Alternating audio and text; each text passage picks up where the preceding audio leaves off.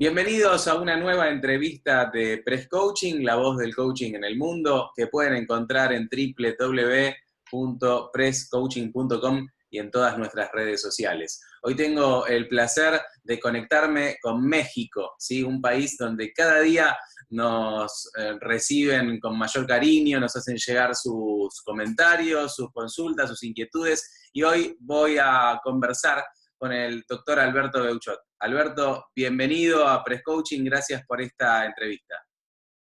Muchas gracias, Fernando. Es un placer y un privilegio estar en contacto contigo y con tus oyentes y tus lectores. Alberto, recién me contabas que sos doctor en educación, sos arquitecto, sos como muchos de nosotros que llegamos al coaching después de transitar por otras profesiones, ¿no? Siendo así, digo, hoy, ¿cuál es la definición que le regalás a tus amigos, a tus conocidos, cuando te dicen, ¿qué es esto del coaching? Bien, para mí el coaching y la definición que te voy a dar es un producto de la experiencia. La práctica viene antes y la teoría viene después, al menos así me gusta verlo. Y para mí el coaching, como lo comento en mi primer libro sobre coaching, precisamente es aquel proceso dialógico entre dos personas en donde una ayuda a la otra a alcanzar cada vez mayores niveles de congruencia en 9 campos distintos. Por un lado, en el cuerpo, lenguaje y emociones, una tríada; en el ser, el hacer y el tener, una segunda tríada; y en el ayer, hoy y mañana. Entonces, en este sentido, el coaching ayuda a que mayores niveles de congruencia, crecientes niveles de congruencia se alcancen en el interlocutor, que es el coaching. Bien, fantástico. Bueno, mencionás a la congruencia y de eso habla un poco tu libro, ¿no? Dominios de congruencia. ¿Con qué nos encontramos ahí? Sí, mira, Fernando, este libro yo lo titulé Dominios de congruencia en el coaching personal y organizacional, una mirada desde la filosofía. Y tiene otro subtítulo que es el método ARC, que desarrolla en un artículo previo en el International Journal of Coaching Organizations. Déjate hablo, si me permites, voy a separarlo esto en 3. Yo siento que gran parte de los problemas que enfrenta cualquier persona es esta incongruencia en los componentes básicos de su persona. Y por otro lado, lo enfrentan también las organizaciones. A medida que vamos creciendo en la vida o acumulando años, es necesario que vayamos alcanzando niveles crecientes de congruencia para ser auténticos. Parte de lo que tiene el mundo hoy día es esta inautenticidad que genera diversos conflictos internos y conflictos externos en la relación con otros. Si bien yo he hablado de 9 campos dentro de la persona, también las organizaciones tienen estos componentes. Por ejemplo, una organización tiene sus niveles de liderazgo, su clima organizacional y su cultura organizacional. Esto por un lado. Tiene su historia fundacional, tiene su visión hacia futuro y tiene su misión en el presente. Y por otro lado tiene esta estructura organizacional, sus perfiles de puesto y sus indicadores de desempeño. Cuando en una organización estos 9 campos apuntan por diferentes lados, la organización tiene problemas y tiene severos problemas fundamentalmente reflejados en el no alcance de los indicadores, en una cultura organizacional muy castigadora, en un estilo de liderazgo muy coercitivo, y las personas se sienten no vistas. Y esto sucede porque los integrantes de esa organización, fundamentalmente el grupo gerencial, que es el que toma las decisiones, se encuentra como persona y como individuos también con altos niveles de incongruencia. Entonces, lo que hacemos nosotros como coaches es establecer primero un diagnóstico. Y un diagnóstico que consiste en 1 día y medio trabajando con este grupo gerencial, que suelen ser entre 8 y 10 personas, en donde aplicamos una serie de test para poder medir este nivel de incongruencia, y con base en esto presentar los resultados al grupo gerencial y junto con ellos diseñar un programa de intervención.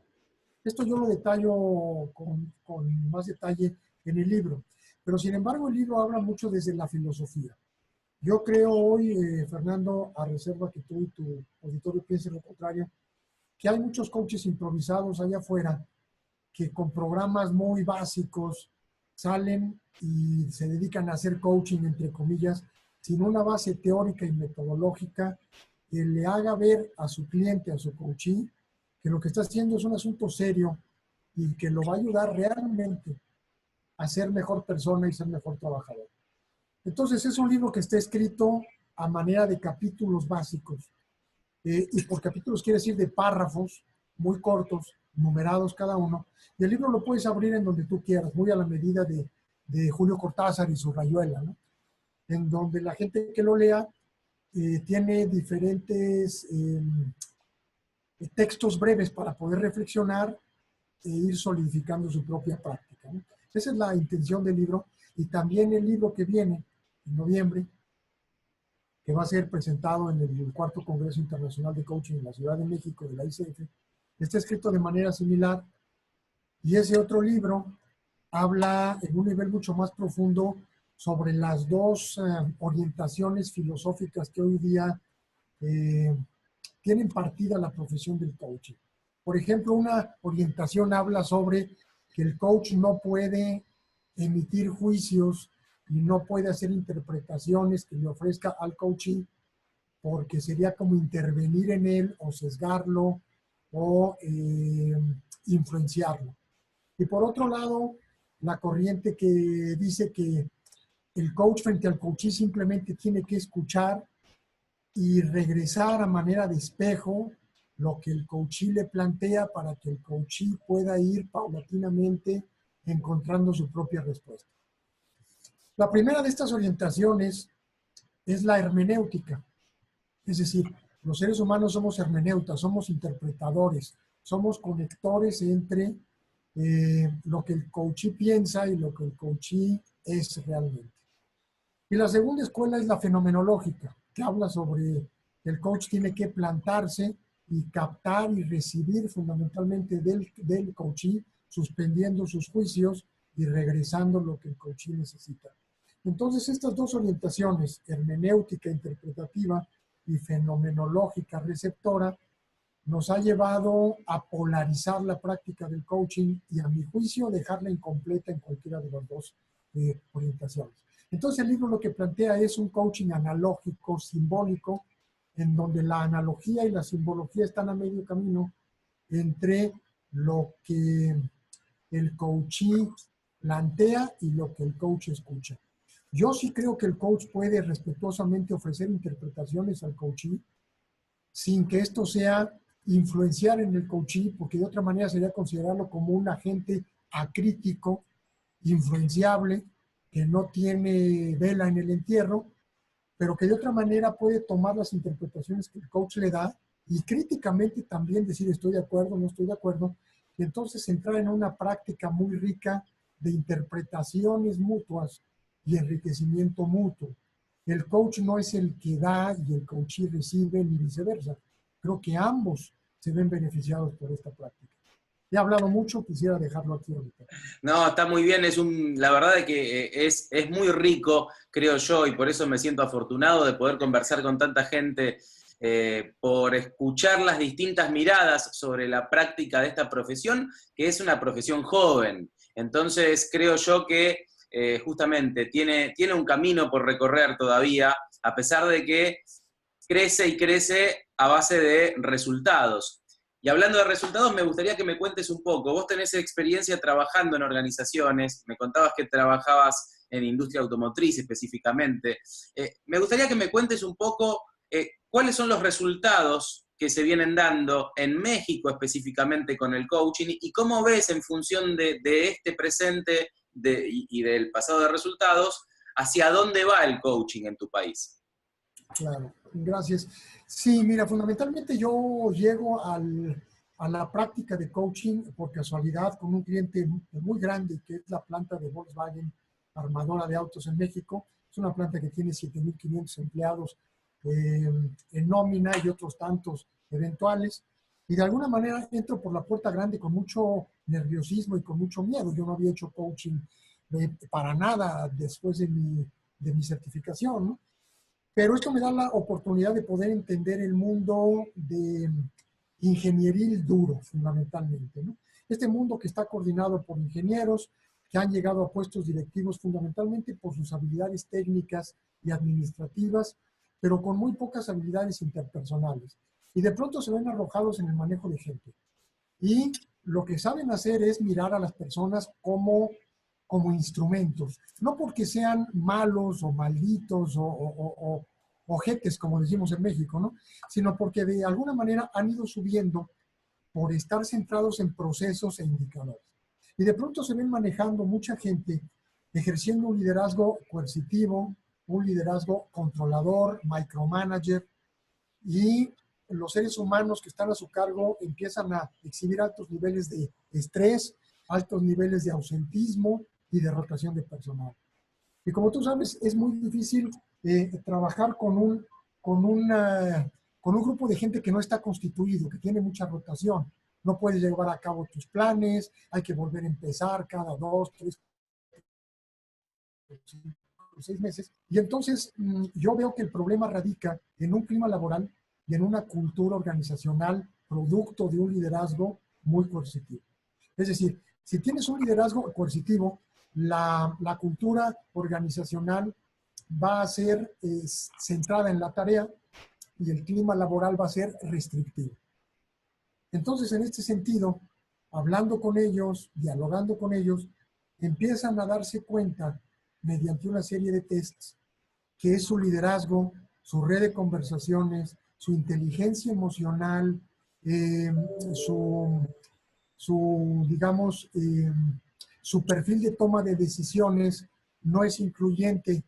Y trabajando en esto, diseñando programas de intervención en esto, logran entonces lograr los indicadores trabajando con intangibles, como es la cultura y como es el clima laboral.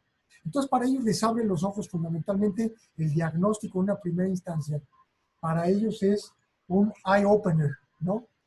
Se van de espaldas y dicen, oye, entonces nosotros estamos tan mal en el manejo de gente. Y se dan cuenta que sí esto, que sí es así.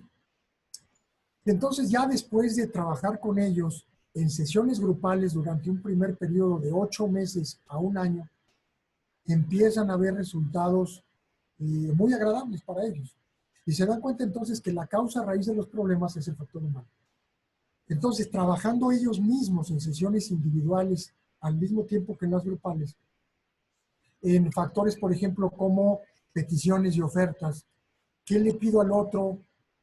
¿Qué me pide el otro a mí? ¿Qué le ofrezco al otro? ¿Qué me ofrece a mí? ¿Cuáles son las conductas a nivel persona que hay que abandonar, que hay que conservar, que hay que iniciar, etcétera, etcétera? Se van dando cuenta que los indicadores los obtienen mucho más fácilmente, con menos estrés, y ellos quedan liberados sobre todo para sacar las manos de la operación, que es lo que fundamentalmente están haciendo, y dedicar su tiempo a cuestiones más estratégicas. Dónde llevar a la organización los próximos 2 a 5 años y empoderar a las personas para que tomen sus propias decisiones. Entonces ellos tienen libre para dejar de apagar fuegos y meterse a otro nivel organizacional que es el que les corresponde, que es el ser directivo. Estar viendo por la misión y la visión y, te digo, llevar a la organización a un nivel mucho más estratégico que en el que están ahorita. Entonces, evitamos el desfase organizacional de un nivel y entonces los gerentes vuelven a ser directivos y dejan de ser macrogerentes y los gerentes se vuelven gerentes y dejan de ser supervisores y entonces esto funciona de mucho mejor manera. No es un asunto sencillo, son sesiones muy complicadas, sesiones donde ellos se molestan, se enojan, manotean sobre la mesa, pero finalmente vamos avanzando y ellos van viendo los beneficios. Si tú me preguntas a dónde va el coaching en México, ahorita yo te diría que en México hay pocos coaches organizacionales. Es decir, los coaches que hay en México se dedican fundamentalmente a preparar otros coaches y abrir programas de certificación y seminarios, pero yo creo que el mercado del coaching no son otros coaches, no son formar coaches, no es dar herramientas de coaching a otras personas que quieren hacer coaching. Hay que meterse a las organizaciones, que son las que mueven el dinero, son las que se mueven muy rápido y son las que pueden hacer una diferencia en las sociedades de su país. Entonces es muy importante trabajar con las organizaciones, trabajar con las personas que toman decisiones, porque ellas son las principales difusoras de las bondades del coaching. Más que lo que un coach pueda decir, lo que pueda decir un ingeniero, un directivo, un supervisor, un gerente sobre lo que es el coaching. Y esto no significa que nosotros no tengamos programas de formación de coaching. Tenemos uno que está avalado por la ICF, vamos en la 10ª generación, pero esto salió como producto de nuestra práctica allá afuera. Es decir, nuestro programa de coaching viene después de las intervenciones y no antes. Y curiosamente, nosotros no formamos coaches, aunque el programa está dado para formar coaches. Nuestros clientes son los propios directivos de las organizaciones que quieren formar una cultura de coaching en su empresa, aunque ellos ya no estén. Básicamente sería eso, Fernando. Fantástico, genial. Sí, verdaderamente creo que es un poco el camino. Creo que cuando tomamos conciencia, o sobre todo estos niveles gerenciales que mencionás, toman conciencia de poner el foco en el ser humano, en definitiva, en el mediano o largo plazo, estamos poniendo el foco en la organización, ¿sí? Estamos hablando de la mejora de la organización porque mejoró el ser humano. Exacto. Y es difícil de poder entender que no lo hayan visto antes, pero tienen 150 años atrás de hacer empresa a la Taylor, a la Ford, con buenos resultados. Entonces, a partir de hace 20 años el asunto empieza a cambiar, pero a ellos les cuesta trabajo cambiar porque han sido exitosos siendo así. Pero hoy recién se dan cuenta que no pueden seguir siendo así porque la gente se va. Ya los millennials no quieren trabajar en organizaciones así. Exacto, el mundo cambia y necesitamos tener la flexibilidad suficiente como para adaptarnos a esos cambios, sin lugar a dudas. El coach y el coaching se vuelven agentes de cambio en las organizaciones para facilitarles con menor dolor la transición hacia la persona, de los indicadores a la persona. Entonces el coaching se vuelve fundamental en esto, se vuelve imperativo. Pero por eso mismo hay que solidificar metodológica y filosóficamente la profesión para que pueda tener un avance sólido y no solamente ser una técnica en este sentido, en donde voy y hago ciertas preguntas. No. Las empresas tienen que tener un coach de cajón hoy día. Sí, exacto. Yo creo que el riesgo que corren es el mismo que han corrido empresas que lamentablemente hoy ya no existen porque no se supieron adaptar a estos cambios, ¿no? Tenemos infinidad de casos, pero por mencionar algunos conocidos tanto en México como aquí en Argentina y en el resto del mundo, digo, una empresa como Kodak, que fue líder en su sector, o sea, una empresa como Blockbuster, y así podríamos seguir, ¿no? Mencionando empresas líderes multinacionales que no se supieron adaptar al cambio. Claro, exactamente. Y ahora la industria automotriz enfrenta cambios muy complicados. Es decir, viene el manejo autónomo, los autos eléctricos, los autos de una sola plaza, sobre demanda. Ya se acabaron aquellos autos de 4 o 5 plazas, a gasolina o a diésel. Y entonces están enfrentando una situación muy complicada porque sus competidores son gente como Tesla, como Google, como empresas que no tienen nada que ver con la industria automotriz. Y ellos siguen pegados muchas veces a esta vieja mentalidad, ¿no? Sí, sí, y el coaching acá llega como un agente para analizar los nuevos paradigmas y adaptarnos a cambiar a estos nuevos paradigmas. Claro, por supuesto. Alberto, ha sido un placer enorme conversar contigo. Espero que volvamos a hacerlo muy pronto, seguramente para la presentación del segundo libro, allá por noviembre. Gracias nuevamente por este rato de conversación con nosotros. Una frase, si me permites ahora. Tu auditorio puede descargar mi libro gratis en PDF en www.sencoem.org. Si tú luego lo puedes poner ahí, es claro que sí. C de casa, E de Ernesto, N de nariz, C de casa, O de Oscar, E de Ernesto, M de mamá, Sencoem. Y lo descargan gratis, con mucho gusto. Fantástico. Vamos a dejar entonces el link para que puedan hacerlo al pie de esta entrevista. Una vez más, muchísimas gracias por este rato de conversación con nosotros. ¿Sí? Éxitos, un cariño enorme a toda la gente de México, que son un pueblo realmente muy querido. Muchísimas gracias. Para Argentina también. Un abrazo. Un fuerte abrazo. Alberto Beuchot pasaba por Press Coaching. Gracias.